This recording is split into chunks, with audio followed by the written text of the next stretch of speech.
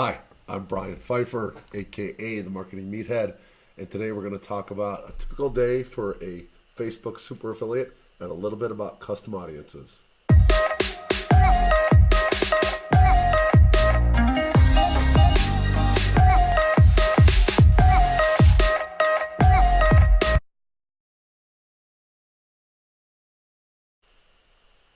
All right, please read the disclaimer. We are going to be talking about some financial stuff here today and custom audiences. Let's go ahead and get started. So let's take a look at yesterday. You can see the date here is 4/18. That was yesterday, Wednesday. This particular offer we're running, we did $1,200 in conversions, 40 conversions.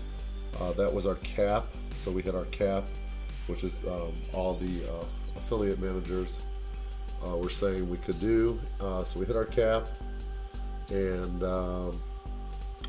yeah, so did about $1,200. Let's take a look and see where we ended up spending wise. Let's go to let's see, business. Let's go to ads manager here. I'm gonna leave this page. I was playing around with some custom audiences. Message. Okay, so here's when yesterday, the 18th, on this particular that campaign that we just ran, we did 444.47. So you know, if we take $1,200, which was what we brought in, minus 444.47, $1,200 $755 profit, and that was just one campaign that we ran. So we have about 3 running right now. We're still testing one of them, but we have 2 that are pretty solid. If we can get this cap raised, this could be a 5K a day campaign. So the issue is right now we're still kind of going back and forth with the advertiser. They want, you know, the leads to be a little bit more profitable for them versus the payout we're getting. It needs to what's called back out. If you understand what that means, the advertiser's paying us, you know, a certain amount per lead, and they have to be able to make money on those leads. So, say for example, they're paying us $25 for just a round number. They need to be making probably $50 per lead for them to justify the payout. They have, you know, a call center. They have to pay for their employees. They have, you know, a rent and, you know, electric and internet service and computer service and an IT guy. You know, all that stuff has to be added in. So they have costs and they're paying us out. So that number needs to make sense for them. So we're kind of going back and forth. We have a campaign that's working really well. We have an account that's crushing it right now. If we can get uncapped this week or next, we are going to blow up this campaign and crush it. We'll see. You know, we're still going back and forth with the advertisers. So let's pray. All right, so let's talk about custom audiences real quick. I don't want to make this too long. You can go around and play with these custom audiences forever, but let's show you how to do this. You go into all tools here, the top 3 bars, ads manager, all tools, and then it goes here, audience insights. Click on that. Okay. So let's take, for example, we're going to run a diet offer. We've run a lot of diet on Facebook, not like Nutra or anything like that, but like diet offers in terms of like helping people lose weight, you know, different kind of fad diet type stuff. And it works pretty well. There is kind of a high probability when you're running diet offers that you may get an account ban. That's kind of one of the issues with running diet offers. But when you get one that's hitting and it's working really well, you can make a lot of money really quick. So the diet offers do sell. There's no shortage of overweight people on Facebook in the US and some of the other countries. So let's just be real, there's a nice audience out there for diet offers. Everyone on Facebook I'm going to start with. Okay, just click on that. All right, so now we have 150 million to 200 million active monthly people. Now we know that a diet offer typically is going to be a better converting offer for women. So that's just based on our experience. Is a golden nugget that I can tell you guys. If you're going to run any kind of diet offer, women are going to convert way better than men. Just, it's standard. That's just kind of the way it works.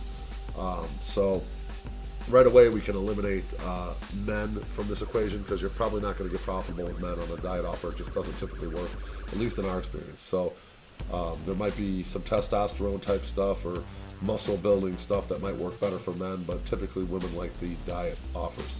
So we're going to leave this all United States here, okay? And we're going to go down here to age and gender. And generally with these diet offers, especially the one that I have in mind, generally it's above like 35 and up that it typically works. I'm going to go ahead and just set this to 45 or 40 and up, okay? And you're going to see the difference in, so we're going to go 40 and up, and we're going to go women, okay? So now we just went down to 50 to 60 million. That's a huge amount of people difference. It basically is like, you know, basically 1/4 of what it was, okay? And one of the places I like to start, like I try to think to myself, like, what do people typically overweight do? Like, do they have, you know, what are their habits? Like, what would someone that, you know, probably in my eyes visualize somebody that is home a lot, probably doesn't go to the gym too often, you know, might be a little bit lazy, I guess would be a good word. What would they be interested in? You know, the first thing that comes to mind is Oprah Winfrey, okay? So let's check that out. Oprah Winfrey. All right, let's take a look here.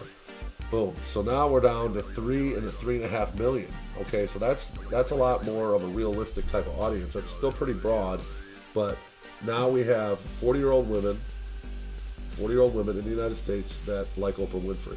Okay, that's to me a good starting point. Okay, so let's go down here and take a look at some of these different demographics and whatnot. You can see, you know, it's all women. This is kind of the breakout of the age 40 to 45. It seems like the more popular age, at least to the people that are on Facebook. Education level, college, married. You know, I would think, you know, married is one. I would probably like to test maybe married versus non-married. I'd be curious to kind of see if that was a, you know, a determining factor in an offer creating. I'm trying to, you know, visualize myself with they're single. Maybe there's a reason why they're single. Maybe they're overweight. So that could be an option. But I do know a lot of married type couples that used to be like, you know, into the nightclub and party scene that have kind of like let themselves go, if you will. They've had kids and they're, you know, now they're, you know, I run into them at like a high school type of reunion of some sorts. And I look at some of these, you know, people that like basically they just don't look the same as they did, you know, when they were in their 20s, for example, or even in their early 30s, and they've just kind of let themselves go. So, you know, those people would probably be interested in a diet offer, you know, those women. So, married versus unmarried, I think that could be a one thing you might want to split test, okay? So, take a look here. This is their job titles. I don't know how much relevance that's going to have.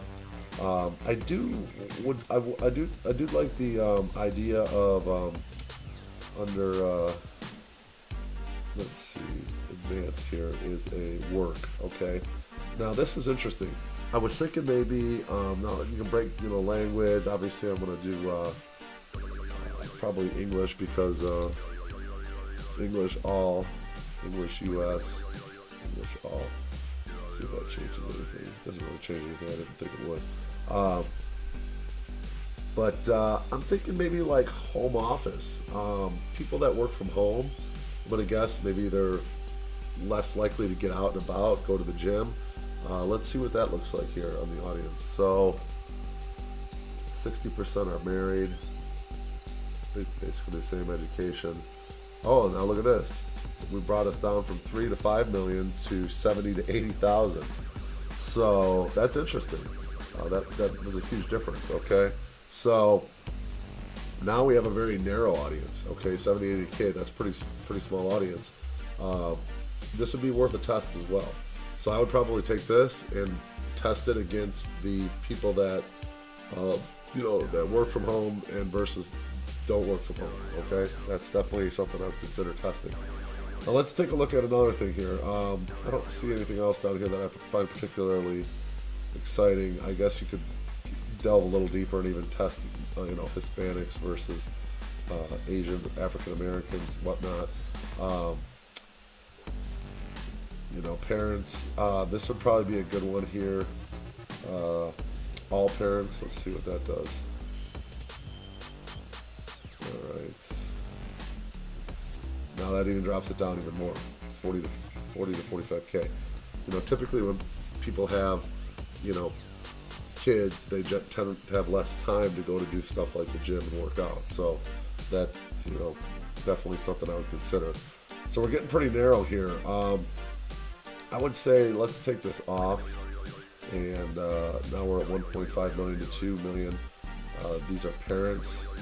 Click that, all parents. This could be a pretty good thing. Now let's take a look at the page likes here. Let's see what we got. All right, Carol's daughter. I've never heard of that. Let's take a look and see what that is.